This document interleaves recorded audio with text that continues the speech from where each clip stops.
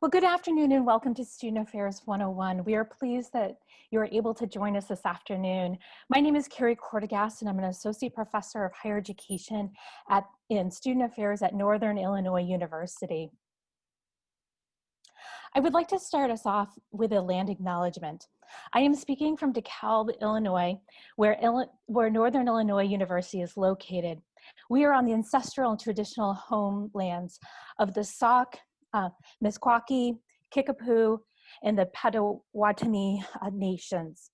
I want to acknowledge the role and legacy of settler colonialism and genocide on the indigenous communities that lived, loved, and cared for the land in which Northern Illinois now occupies. I would encourage you to learn more about the indigenous communities and lands in which you are currently living, working, and studying on. We will have a brief pause in the program to allow us to individually reflect on the lands we are currently occupying.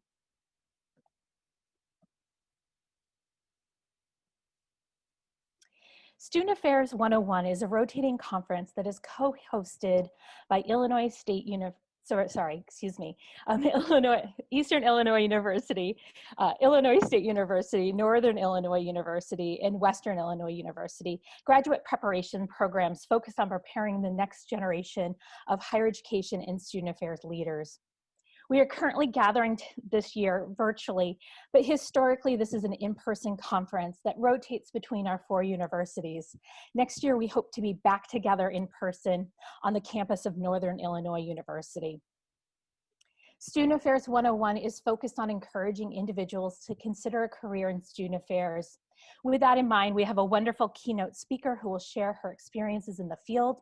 This will be followed by a faculty panel where you will have the opportunity to ask faculty about graduate preparation and other questions you may have about graduate school. We will conclude our time together with a current graduate student panel for you to gain perspectives about graduate school, the graduate school search process and experience from current students. On the Student Affairs 101 website, the address we'll post in the chat contains additional information about our graduate preparation programs and videos that discuss graduate school preparation, tips on securing internships, and transition to graduate school. We will also be recording and posting this virtual conference to the website. Without further ado, I'm going to ask Kirwan to provide us some technical and logistical information for our time together. Afterwards, Christian will introduce our keynote speaker. Thank you and welcome. Hi everyone, my name is Kerwin Seeger. I'm a first-year master's student at Western Illinois University, and I'm going to be heading up the logistics throughout this event. I just have some quick notes for you so we can get things started. Throughout the conference, you will have the opportunity to participate in polling through Zoom. The question will pop up on your screen and then you'll have about 1 minute to answer. We'll be using the chat function for questions today. Please post any questions you have for the presenter and we'll pass them along through the question and answer section. We'll also be using the reaction button, which is located at the bottom of your screen in the bottom right. And you'll find all kinds of fun little emoji reactions that you can use in real time. All of these sessions will be recorded. So we ask that you turn off your camera and mute your mic, as this allows the focus to be placed on the panelists during their time. If we see that your mic is on, we might not notice, or your video is on, you might not notice. One of the co-hosts might come around and stop your video or mute your mic for you. That's not that we don't like you, we're just trying to make it as clean a transition as possible for everyone. And if you have any technical questions, please send me a private message. You can see my name is under technical support, so I should be really easy to find. I don't think anyone is registered at the conference under technical support. But that's really it for me. I'd be happy to answer any questions, and I'd now like to welcome Christian to introduce our keynote speaker. Thank you for that, Kerwin. So thank you all for joining us today. My name is Christian Baeza, and I'm currently a second-year master's student in the Higher Education and Student Affairs program at Northern Illinois University, and it has been a privilege to be part of the Student Affairs 101 Planning Committee. It is my honor to be able to introduce our 2020 Student Affairs 101 keynote speaker, who is the one and only Dr. Danita Brown Young. So Dr. Danita Brown Young is currently the Vice Chancellor for Student Affairs at the University of Illinois at Urbana-Champaign. However, before moving to Champaign, she served as a Vice Provost for Student Affairs and Dean of Students at the University of Minnesota, Twin Cities. Prior to that position, she worked in Student Affairs at Purdue University, where she was able to serve as not only the youngest, but the first African-American and first African-American woman Dean of Students at Purdue. Dr. Brown Young holds a BA in Sociology from Kent State University, followed by a Master of Arts in Community Counseling from Loyola University Chicago, and to top it all off, she earned her PhD in Higher Education Administration from Ohio University. With over 20 years of experience in student affairs and higher education, Dr. Brown Young is an accomplished ambassador for students and understands the critical role student affairs must play in successfully meeting the land-grant promises of educational access and opportunity to help create a more socially just society. In addition, she also serves as the Regional Director for NASPA 4 East.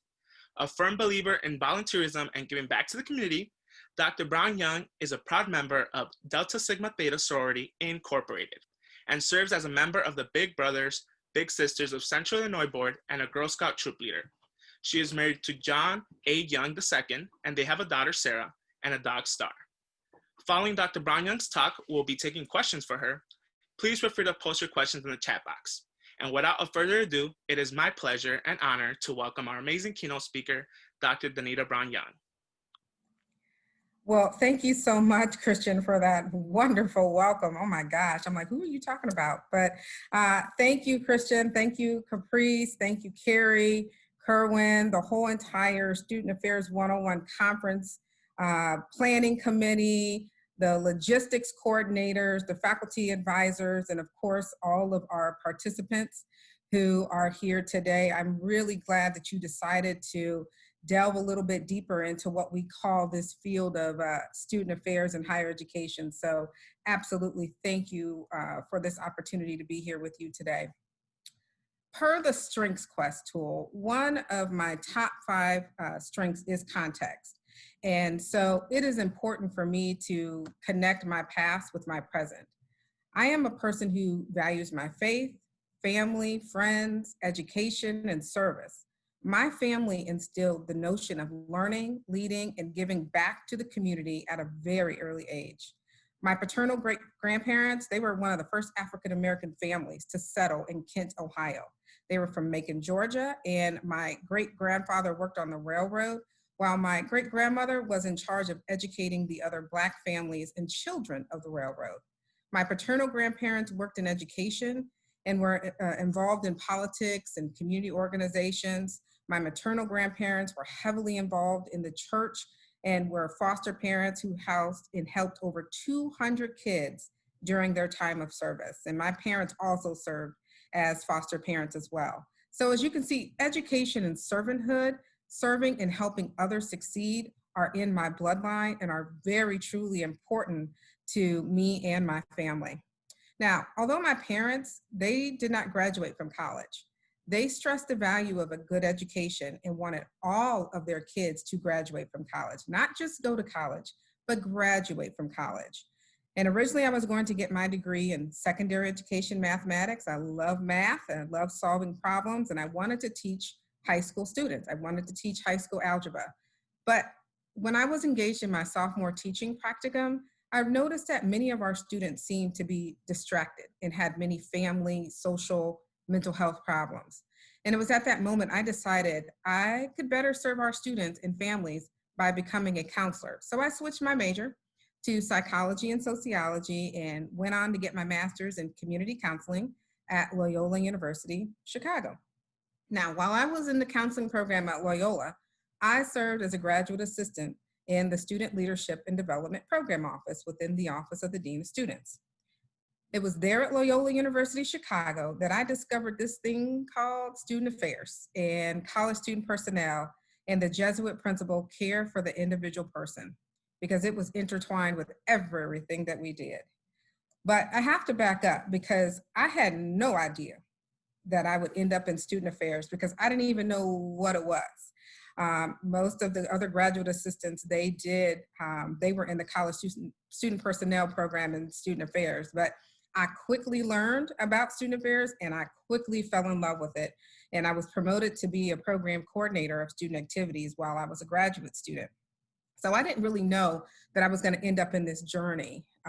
But after I left Loyola, I wanted to still work in counseling. So I went to work for Metropolitan Family Services and a joint program with Chicago Public Schools and the Department of Children and Family Services, and talk about that experience of working with high school students and some elementary students who were considered wards of the state. And it was very challenging, it was overwhelming, and it was rewarding at some time.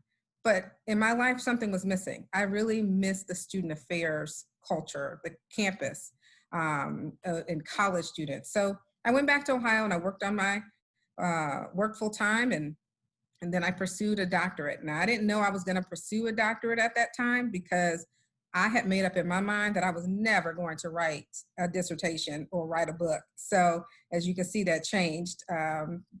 Life has a way of doing that to you. But again, I've had great experiences, and I've had the privilege of demonstrating that care for the individual person at large, mid-sized, and small public institutions in rural and urban environments. I like to say that I have been in the mountains of West Virginia. I have been in the cornfields of Indiana. I have been in the frozen tundra of Minnesota, and now I'm here back in soy and corn of Illinois. So I've kind of been all over the Midwest, but I truly do understand the evolving landscape of higher education. And when I think about student affairs and higher education of today, we absolutely need true leaders. We need true leadership within our field of student affairs. So I'm really glad that you all are considering this pathway, because I do think it's important for us to take time to pour in and invest into our future.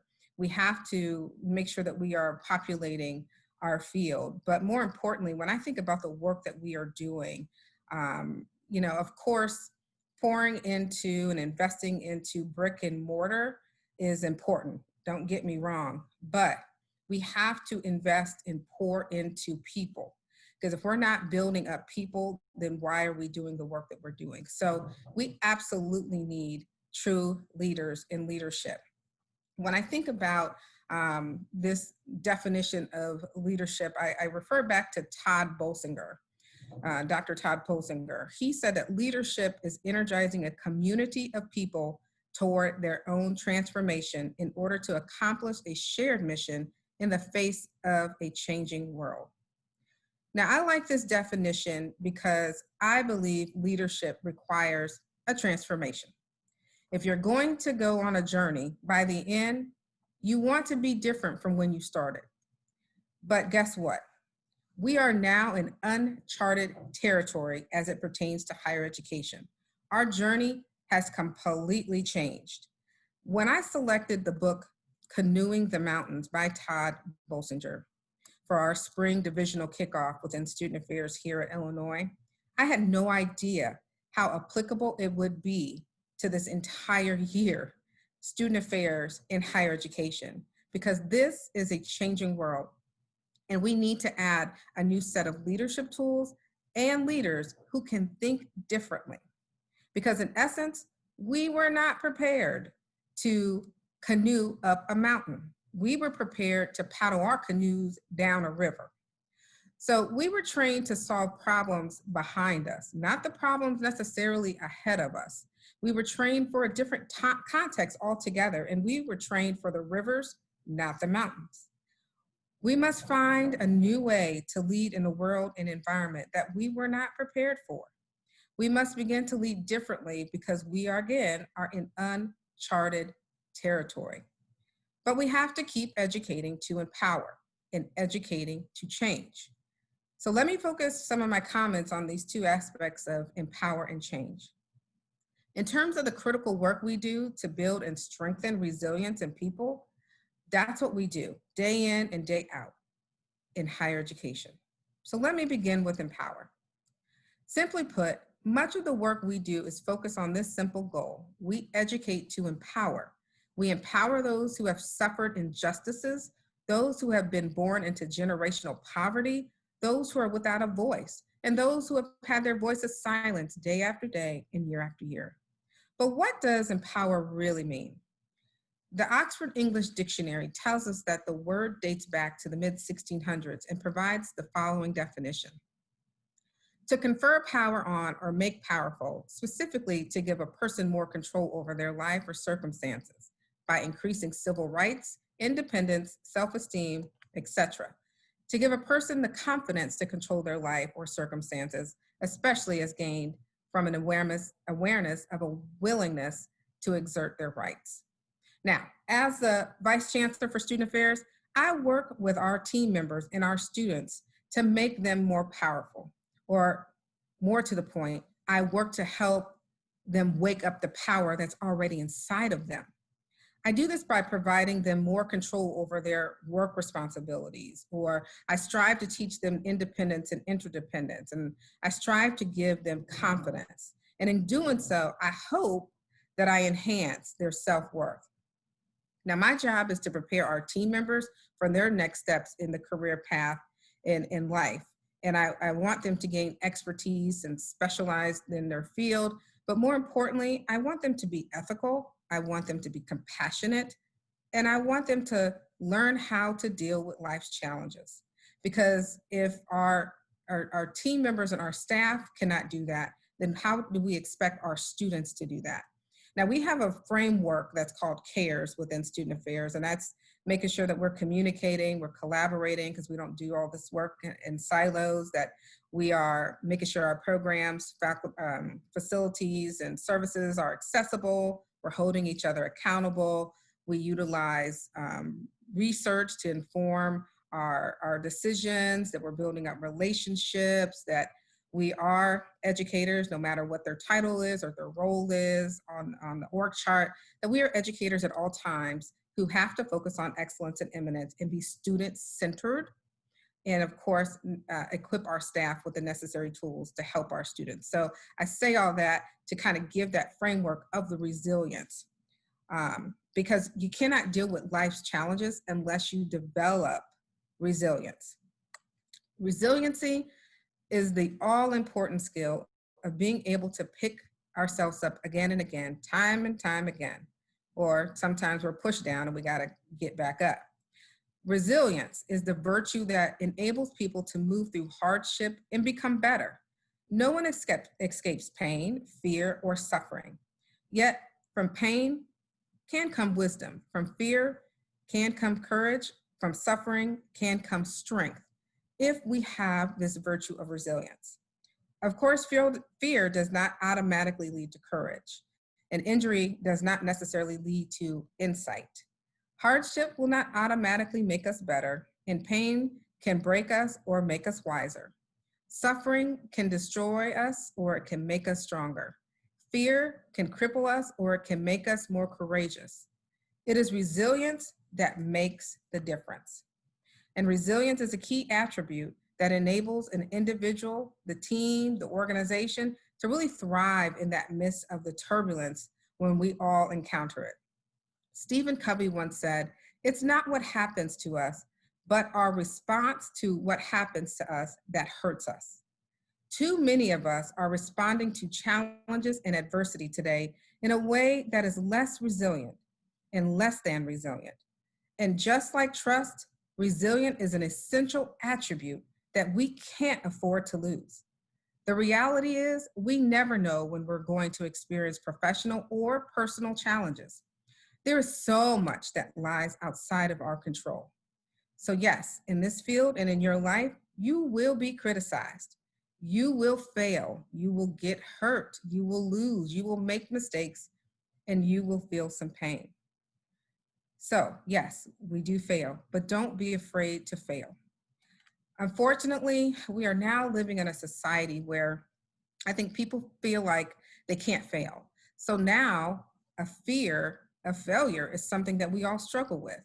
And when we do fail, we punish ourselves and feel no motivation to try again. we exert so much energy into the fear of failure and then into beating ourselves up when it happens that we have no energy left to be resilient. We also tend to spend too much energy on misogynistic, racist, xenophobic people. So resiliency is absolutely critical. And let me really speak plainly here. There is nothing a misogynist, racist, or a xenophobe hates more than your resiliency. Let me say that again. There is nothing that a misogynist, racist, and or a xenophobe hates more than your resiliency. They want to see that you get knocked down and that you're desperate. They want to see you give up. And most of all, they want you to succumb to their pressure and power. But in student affairs and in higher education and being a professional, you have to have that resiliency to just move that aside. So no matter how hard it may be, you have to continue to empower, to fight, to persevere, and to continue refining your resiliency in order to make the world a better place for everyone.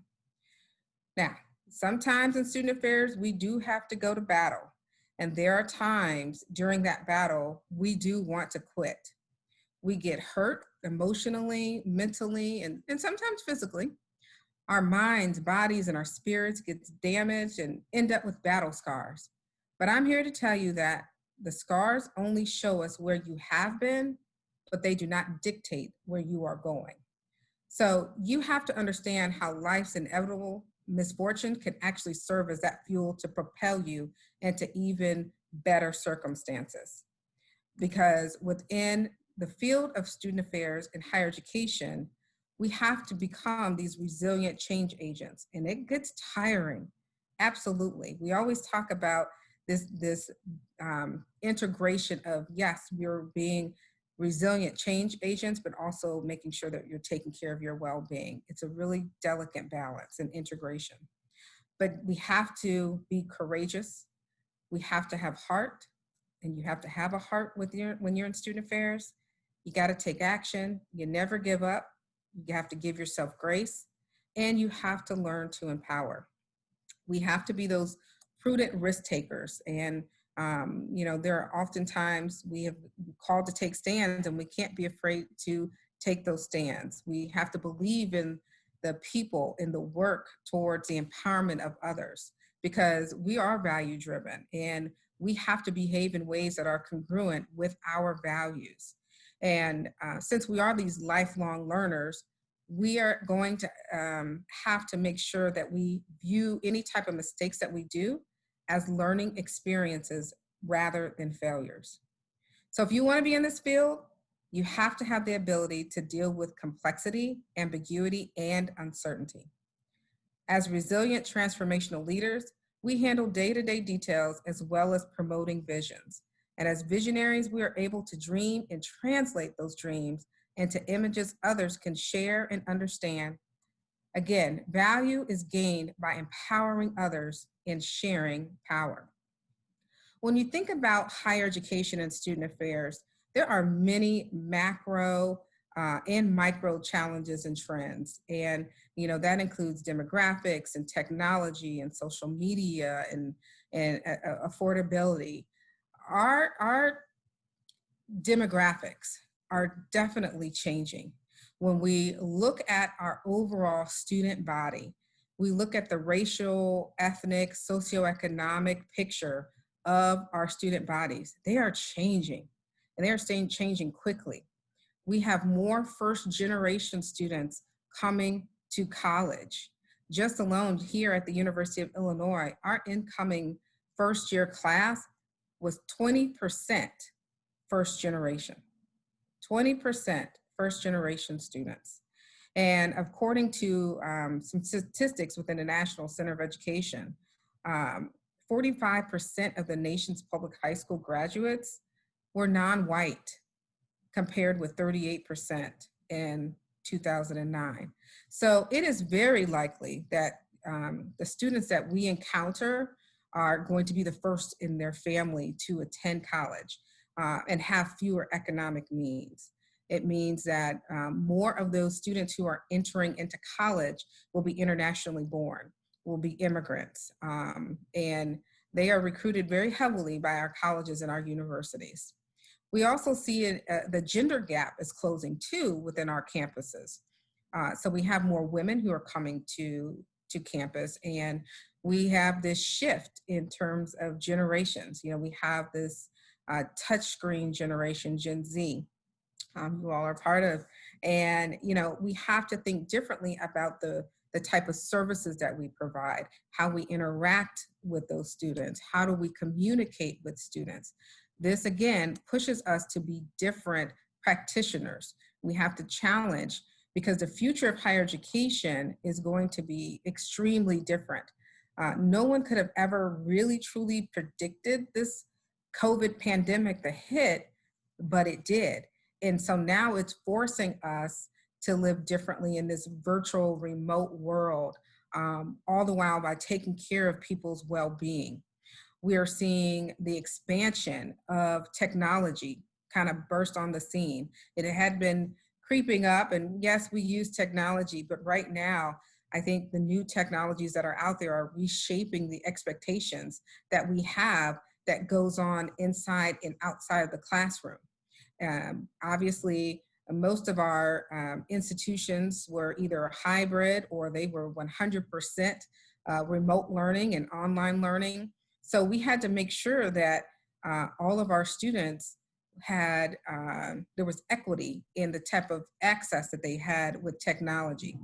When we were thinking about our students and how they conduct their business and their transactions, most people have smartphones. So most of that is transactional in nature, if you will. So that challenge for student affairs, as we're in this new pandemic and virtual world, is how do we become more transformational and high touch? How do we build that sense of community and connection and belonging for students who are remote and are virtual? And they may even be 100% remote on your campus, but they still might be on your campus. But again, we have to think differently about how do we start to build this community? How do we utilize the changing data that, in terms of communication? How do students want to be communicated with? Some of the stressors. And so those are some of the questions that we absolutely have to figure out. And as you know, you all are more savvy with using social media than I am. I think back to, I'm old school, right? So I use Facebook, and most students, they don't use Facebook, but I have Facebook. I have an Instagram account. And the only reason why I have an Instagram account, I have to say this, when the pandemic hit, they were doing all those DJ battles and the versus battles. And only reason why I really signed up for my Instagram account is because DJ D Nice was doing a whole set, and I was like, I have got to listen to it. So that's why I did really take that plunge into utilizing Instagram a little bit more, because I wanted to be a part of some of those battles. But I'm really glad that I did, because our students were doing programming on Instagram, doing a lot of the Instagram takeovers. And, if I weren't connected in that way using social media, then I would be missing out on students and where they're at and, what they're saying. I'd have a Reddit account, and I try to, I look on Reddit, and not just trying to troll folks, but really try to answer questions just to see where students are at. So, what I'm saying is you have to be actively engaged in paying attention to the concerns and be current when we're talking about students, because many of our students, they are struggling. They're struggling with their overall well-being, if you will, and the pressure and the cost of a college education is really wearing on them. And we know that the cost of higher education has risen significantly over the last few years, and student debt really continues to affect our students and our families, and it really plagues them. We have a a saying here, a 4-3-2-1-0 kind of a student success plan, if you will, where we really are pushing students to strive to graduate within 4 years, strive to at least obtain a 3.0 GPA or better, make sure that they're studying 2 credit hours for every credit hour that they take, and getting involved in at least one leadership or engagement opportunity. And of course, trying to graduate with 0 debt. That is a challenge for many, many of our students, but it's something that we have to be mindful of if you are going to be a student affairs practitioner within student affairs. The budget constraints that we are all facing right now is also impacting how we move about and navigate this field of student affairs.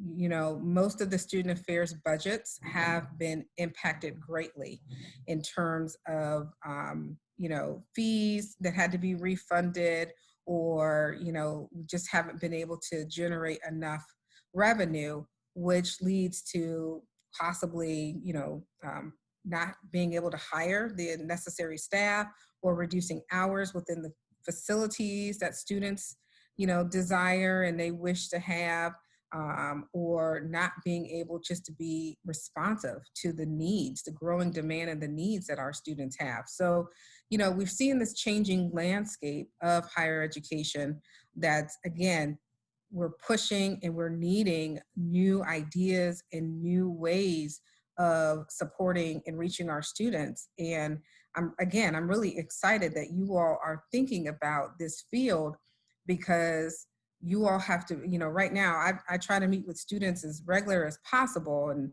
I make sure that we have students that are represented on all of our units. They have to have an advisory board or some sort of a council for, that's comprised of students, so that we can hear the student voice and the student feedback about how do we move forward and support students in all areas. You know, particularly as we, you know, we're not, you know, isolated here in Illinois and don't understand that there are lots of social justice issues that are going on as we are trying to attack this systemic racism, and attacking and breaking down institutional racism and all of the barriers that have precluded and prevented, you know, folks of color, first generation, low income, marginalized students from being successful. And, you know, one of the things that we have been saying is, I know folks always want to have statements when there are issues. There's only so many statements that we can put out. There's only so many times that we can keep restating our values, but you got to start living the values. You have to start demonstrating who you really truly are. And so that we could, you know, get engaged with the community, that we can work together, so that we can live in a more just world, if you will, and just community. You know, it's been absolutely draining just this year alone, but we know it's been happening for hundreds of years, and lots of injustice has been happening across our communities. And so now I think it's a prime time for, you know, this generation particularly to really guide us and step up and help us undo some of the hurt and some of the pain, to make that change within student affairs, to propel it to new heights. So when you're thinking about coming into this field, you absolutely need to understand and reflect on questions such as, you know, what does student affairs really truly mean to you? And how do you want to impact, you know, social mobility? How do you want to change the world? How do you see yourself aligning with student affairs and their values and their purpose? And, you know, I think you have to question, why do you really want to be in student affairs when we have a lot of professionals who are burnt out right now? I have to be honest and say, I'm not sure if I'm prepared to go on.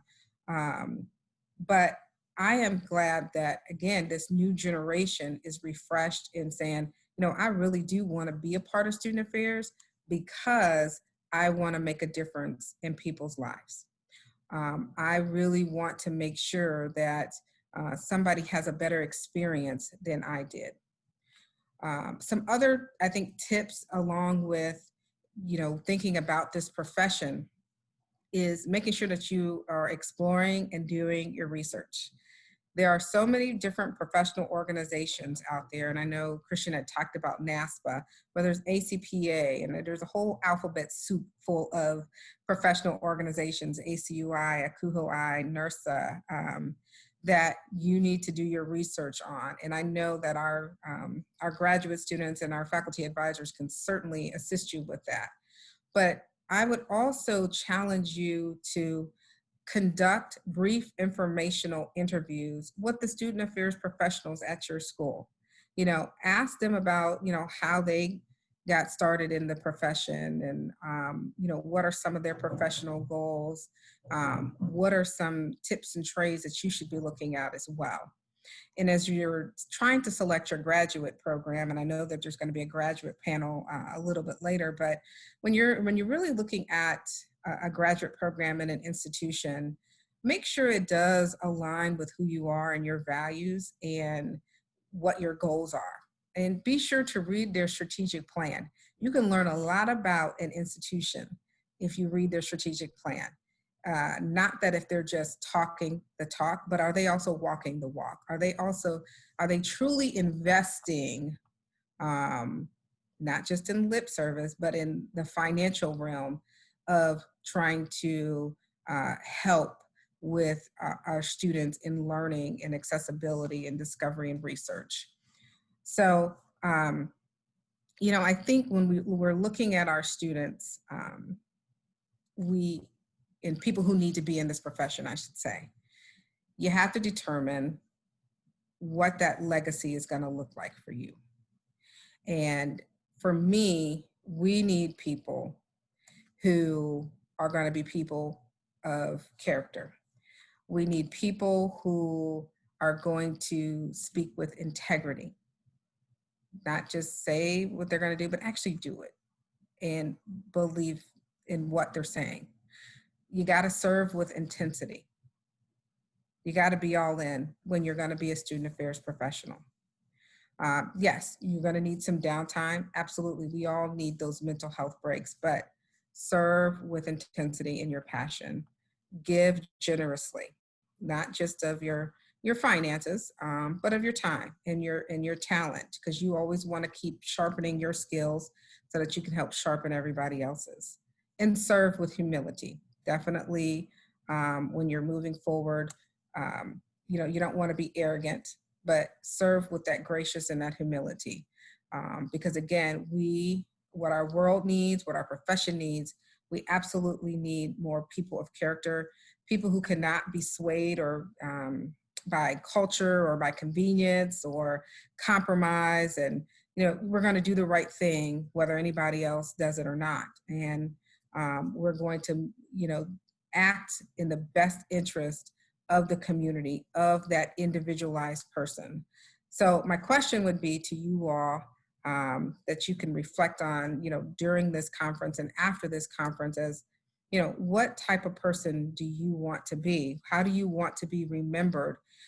What do you want to be remembered for? And I believe that this conference could be that turning point for your life. So I hope that after you finish attending this conference today, you'll feel more confident in your knowledge of student affairs and your desire to be a student affairs practitioner. So thank you very much. Thank you for, I was going to say amazing message, but there was so many messages in there. So just thank you very much for your willingness to share, again, your experiences, your route into the field, the advice, the challenges, right? There's a lot going on, right? But thank you again for reminding not only the ones that are currently in the field, but also being able to share the knowledge that you have in the field with those that are potentially going to go into this field, right? So again, thank you for that. We really appreciate it. And we would now like to take questions for Dr. Brown Young from the audience. So if you do have a question, And I do see one set up in the chat box, but again, feel free to drop your questions or either raise the hand icon and I'll call on you. So the first question we have set up is, what was the best piece of advice you were given early in your career?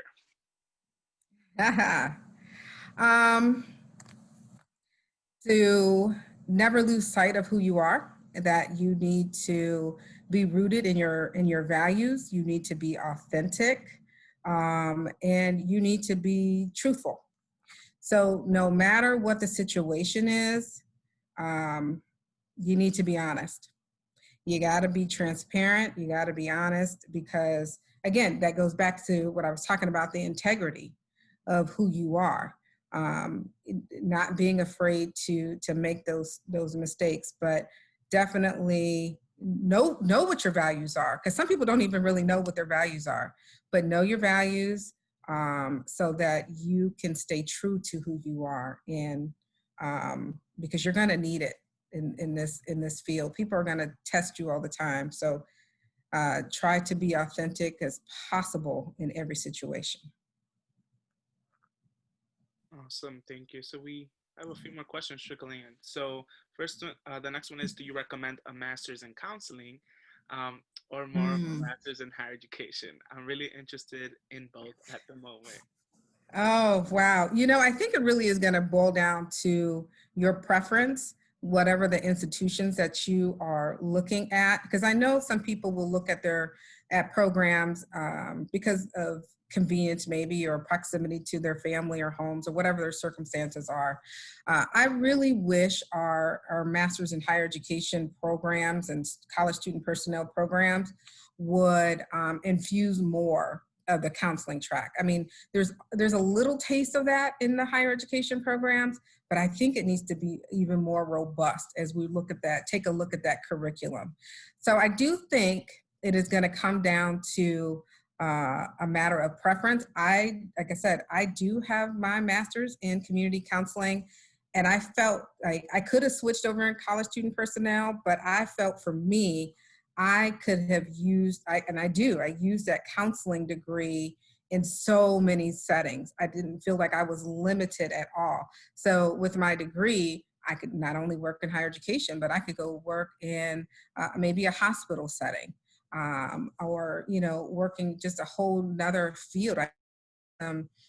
Even go down the road and doing some HR work for corporate. So it really does depend on what your preference is, and take a deeper dive into those programs. And those programs that are higher education, masters of higher education, that have even more of those counseling components, I would go with that one too. Awesome. Okay, next one. So what would you recommend to someone who's actually going to be graduating soon and starting their job search in the field of higher ed and student affairs? I would say, I hope you started your job search now. You should be starting your job search now, and hopefully that you have been engaged with some practicum experiences, being involved in those professional organizations like I talked about with NASPA. I'm not sure what region that you're a part of, but I know all of the regions really welcome people to get involved, serving on communities. I would say that's, to me, how I was able to navigate so quickly, I think, in this journey, because I made so many connections early on. I had a dean of students while I was a graduate student who pushed us to be involved in these professional organizations. So joining committees, and I was able to meet people all over the country and make connections and gain these skills. And so when there were jobs opening up, people would turn to you and say, hey, do you know, are you interested in this position, or do you know anybody who's interested? That's how I felt like I got the inside scoop. So if you're not involved in these professional organizations, I highly suggest that you get involved with those professional organizations. Start, if you're not looking and reading the Chronicle of Higher Education or Inside Higher Ed, to see what some of the journals are talking about in terms of jobs.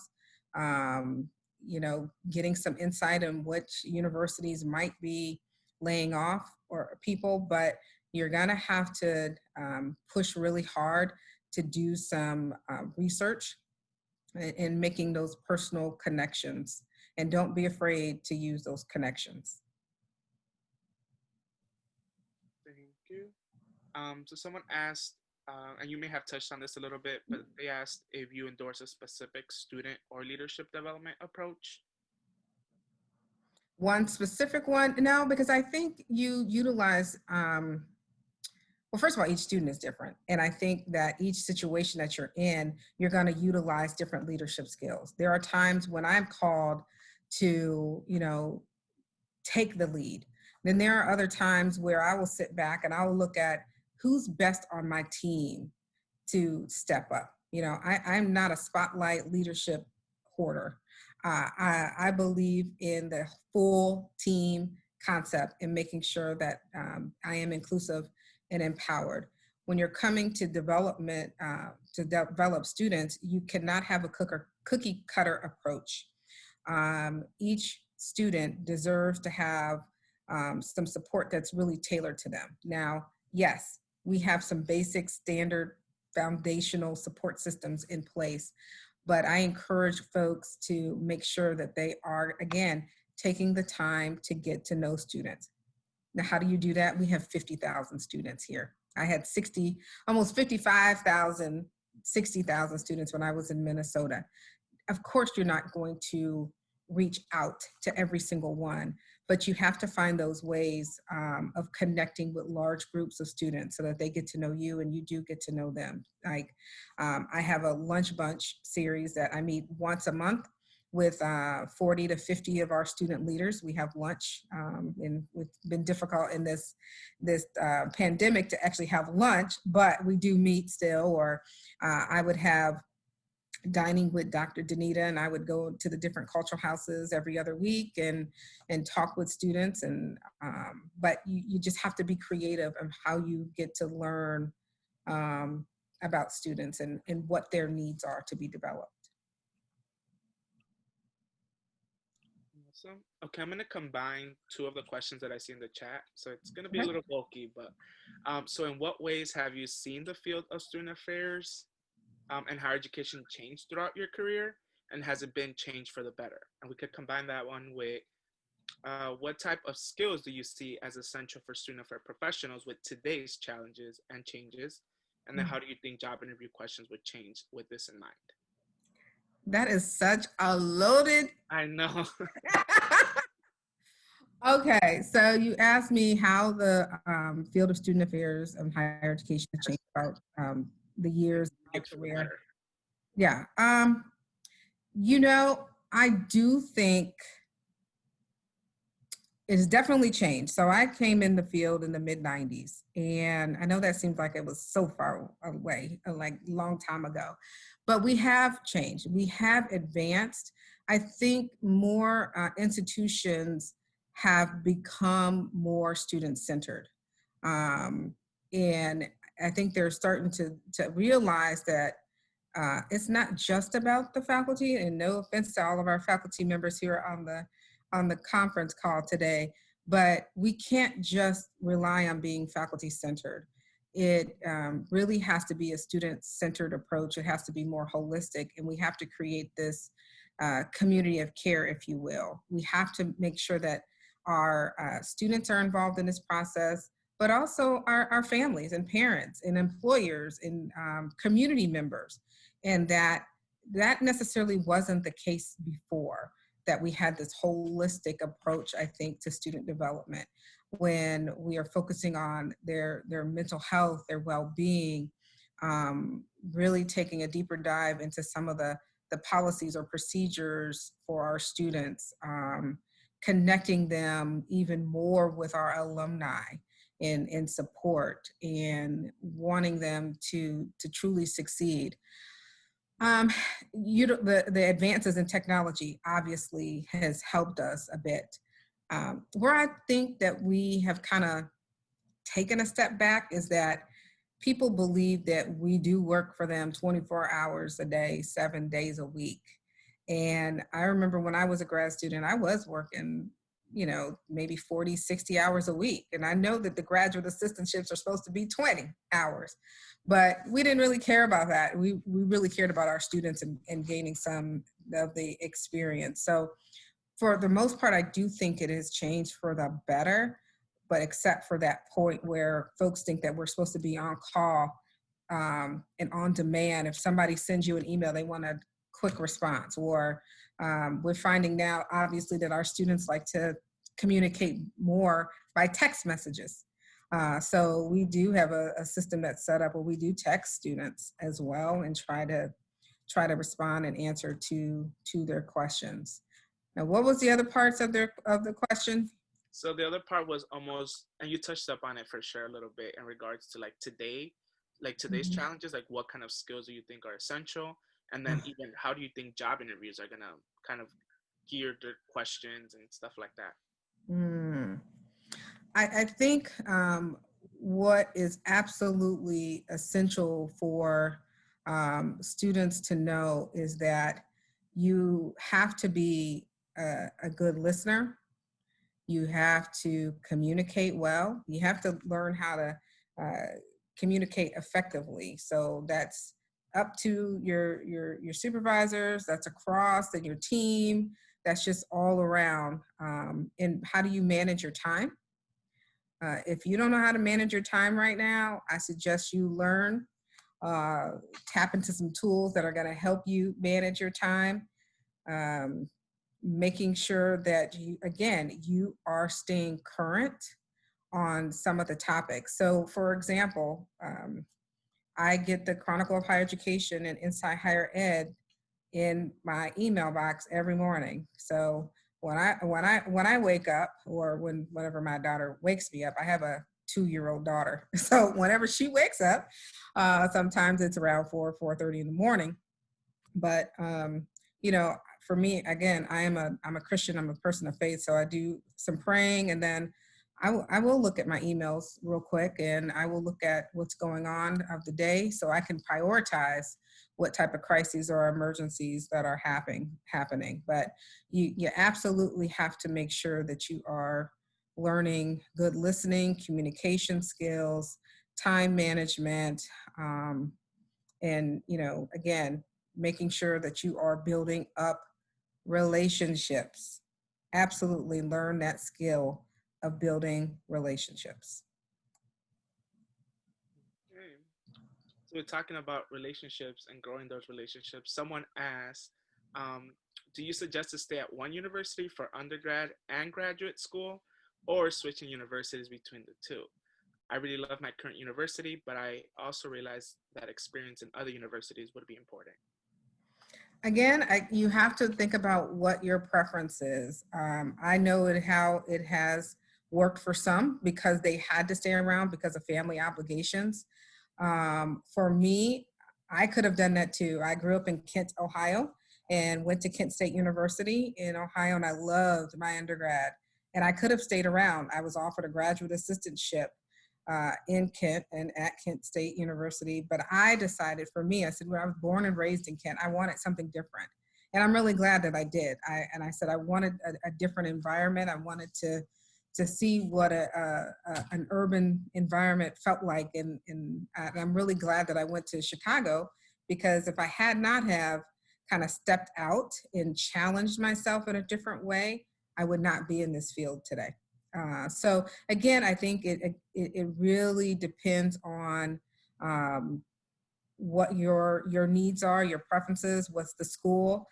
You may be looking at, you may be at a public institution and looking to go to a private because you want that different experience. And that's what I did. I went from a public to a private. So you always want to expand your wealth of knowledge. So if that works for you, and you can afford to go to a different institution, then I say try it. Awesome. So aside from lunch with Dr. Danita Brown Young, what did a typical day look like for you as a dean for students before COVID, and how has that changed now with COVID? A typical day, absolutely not a typical day. Lots of meetings, and I think pre-COVID, is a healthy balance of meetings. Again, I'm very active in professional organizations and community organizations because I think that ties into the work that we're doing. But it's mostly about how am I connecting with faculty members? How am I connecting with the deans? How, to make the experience better for our students? How am I intentionally going out, not just sitting in my office, but going out and connecting with students? So the change with COVID is that, the energy is definitely down because we don't have all the students necessarily on campus. You don't see them about as much. And I think it has changed for not necessarily the better in terms of all of the meetings, the overload. Folks that will stick meetings on your calendar now at 7:30 in the morning, or we're not ending our meetings until almost 9 o'clock at night. And that has happened more times than I can count. In fact, it just happened today. They're like, oh, we got a 7:30 meeting on Monday. We need to talk to some members of the UK because they want to, talk about our testing. So, you just have to be prepared and consult and get as much information as possible. But yes, more meetings, more meetings, more meetings. And I can't wait for winter break. I think we're on the same boat with that. Yes. So last question. So do you have any advice on creating mentor relationships with student affairs professionals? Really good question. Yes. Make sure that you're not only just creating relationships with student affairs professionals and mentor opportunities, but, try to create your board of trustees, so to speak, right? You want to have people who can infuse a wealth of knowledge, but take the time, look at, contact your deans, your directors, email them and say, hey, can I speak to you for 15 minutes? Again, going back to that informational, interview, if you will, of the student affairs professionals in the residence halls, in your dean of students office, student activities, and set up some time to chat with them. And make sure you come with your questions. Come prepared with your questions. And then if you feel comfortable, if you feel that connection, don't hesitate to ask them to serve in that mentor capacity. See if they have time to serve in that mentor capacity. You don't have to meet every day or even every week, but you all can establish that meeting time. Thank you, appreciate it. So once again, thank you for sharing your wisdom, your knowledge, your experiences with us. It was an honor having you here today. And yeah, so thank you once again.